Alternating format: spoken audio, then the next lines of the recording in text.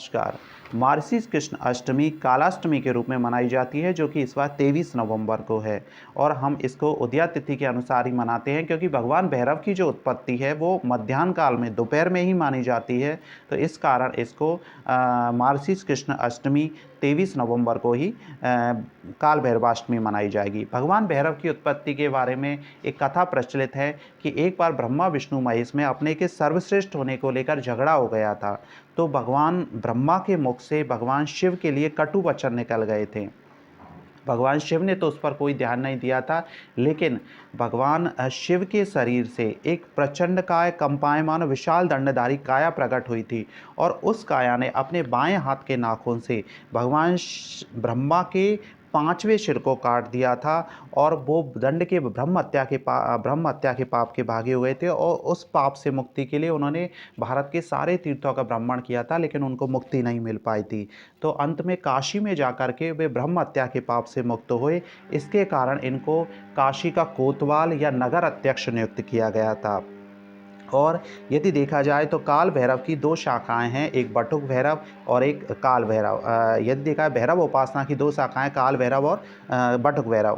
काल भैरव जो है वो एक प्रचंडकाय यदि देखें दंडनायक के रूप में है, और जब बटुक भैरव है वो बाल रूप में, भैरव के बाल रूप में माने जाते हैं, एक सरल रूप में माने जाते हैं।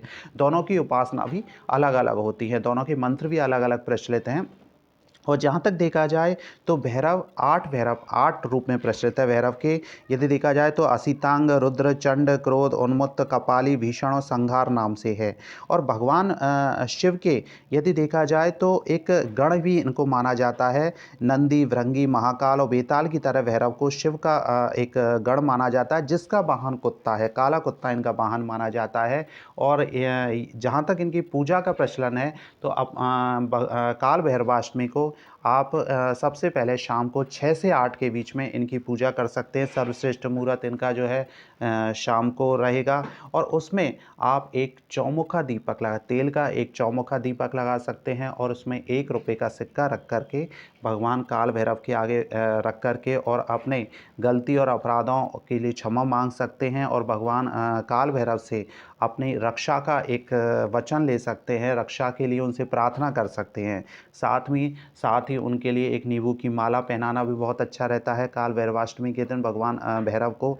और यदि आपके घर के पास में कोई काल भैरव का मंदिर नहीं है तो भगवान शिव शंकर पर भी ये सभी आप कर सकते हैं। और इसके अलावा आप काली उड़द और नारियल और पुए का भी भोग लगा सकते हैं। और आप भगवान भैरव के जो वाहन है काला कुत्ता, उसको आप गुड़ पर मीठी रोटी रख करके और या पुआ भी आप खिला सकते हैं। और साथ ही भगवान से ये प्रार्थना कर सकते हैं, भैरव से ये प्रार्थना कर सकते हैं कि वो आपकी प्रतिकूल ग्रह स्थिति है उनसे आपको मुक्ति दिलाए और आपके लिए एक जो आपकी परेशानियां हैं, आपकी जो समस्याएं हैं वो बहुत जल्दी दूर हों। नमस्कार।